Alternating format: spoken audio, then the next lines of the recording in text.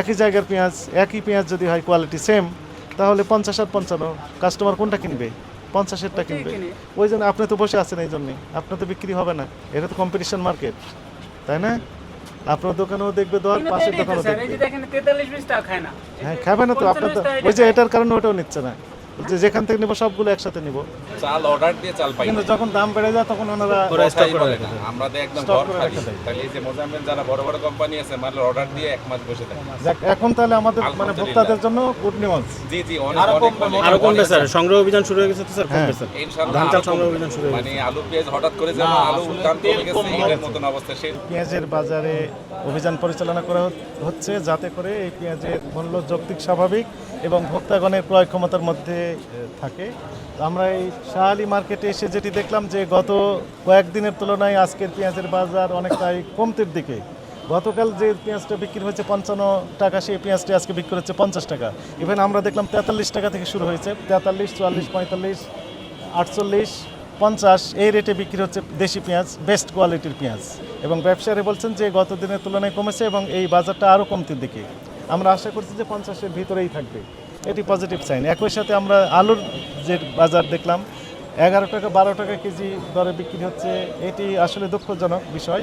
কারণ কৃষকের বিষয়টাও আমাদের মাথায় নিতে হয়, কারণ তাদের তো উৎপাদন খরচ রয়েছে। উৎপাদন খরচ সহ তারা অল্প যদি একটা বেনিফিট যদি না পায়, তাহলে তারা আগ্রহ হারিয়ে ফেলবে। এমনটি যদি হয় যে পরবর্তী বছর তারা মনক্ষুণ্ণ হয়ে এই আলুর উৎপাদন বন্ধ করে দিয়েছে, তাহলে আমরা সামনের বছর আবার ক্রাইসিসের ভিতর যেন না পড়ে যাই। এজন্য তাদের একটা যৌক্তিক লাভ সহ লাভ দিতে হবে, এই বিষয়টা আমাদের নজরদারিতে থাকবে। একই সাথে আমরা চালের বাজার নিয়ে অনেক কমপ্লেন ছিল। আমরা যেটি দেখলাম আজকে যে চালের বাজার গত দিনের তুলনায় কমতির দিকে, 200-300 টাকা করে বস্তা প্রতি কমেছে, সেটি আমাদের ব্যবসায়ীরা জানিয়েছেন এবং এই বাজারটা সামনের দিকে আরও কমার দিকে যাচ্ছে। ব্রয়লার মুরগি আমরা দেখলাম যে 160 টাকা কেজি দরে খুচরা পর্যায়ে বিক্রি হচ্ছে এবং যে কক মুরগি বা সোনালী মুরগি যাকে আমরা যেটি বলি সেটি বিক্রি হচ্ছে 255 টাকা প্রতি কেজি খুচরা পর্যায়ে। অনেকটা পজিটিভ সাইন আমরা দেখতে পেলাম। অর্থাৎ বাজারের যে নিত্য প্রয়োজনীয় পণ্যের মূল্য যৌক্তিক, স্বাভাবিক এবং ভোক্তাগণের ক্রয় ক্ষমতার মধ্যেই আছে, এই বাজারটা স্টেবল আছে।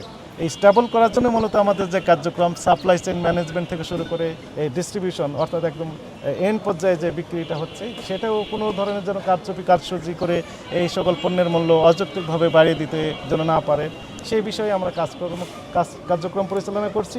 এই আমাদের কার্যক্রম জনস্বার্থে চলমান থাকে। টার্গেট ছিল যে সাপ্লাই চেইন ম্যানেজমেন্ট যেন ঠিক থাকে, তো আমরা এটি নিয়ে কাজ করেছি। একই সাথে পাইকারি যে আড়তগুলো রয়েছে, ঢাকা মহানগরের যে শ্যামবাজার আছে, সাদেক খান কৃষি মার্কেট রয়েছে, মোহাম্মদপুর যে কৃষি মার্কেট রয়েছে, সেখানে যাত্রাবাড়ি কৃষি মার্কেট এবং এই মিরপুর শাহ আলী মার্কেট সহ গুরুত্বপূর্ণ মার্কেট যেখানে এই আড়ত রয়েছে পেঁয়াজের, সেখানে মূলত প্রথমত আমরা টার্গেট নিয়েছি যে তদারকি কার্যক্রম পরিচালনার জন্য। খুচরা ব্যবসায়ীরা এই আড়ত থেকেই মূলত এই পেঁয়াজগুলো ক্রয় করেন এবং তারা কাস্টমারের কাছে সরাসরি বিক্রি করেন। তো আমরা যদি আড়ত পর্যায়ে ঠিকঠাক রাখতে পারি, দামটা যৌক্তিক, স্বাভাবিক রাখতে পারি, তাহলে খুচরা পর্যায়ে অটোমেটিক্যালি কমে যাওয়ার কথা এবং কিছুটা প্রভাব আমরা দেখতে পেয়েছি। খুচরা পর্যায়ে গতদিন আমরা দেখলাম যে 55 টাকা করে ভ্যানে করে বিক্রি করছে, এর একটা প্রভাব পড়েছে। আমাদের কার্যক্রম খুচরা, পাইকারি এবং একদম যে হাই প্রোডাকশন লেভেল, সব লেভেলেই আমরা তদারকি কার্যক্রম পরিচালনা করছি এবং এটি আমাদের অব্যাহত থাকবে। জবর ভাই, পাড়া মহল্লায় যে ভ্যানে বিক্রি হচ্ছে, এগুলো কি আপনাদের অভিযানের আওতায় আসবে কিনা?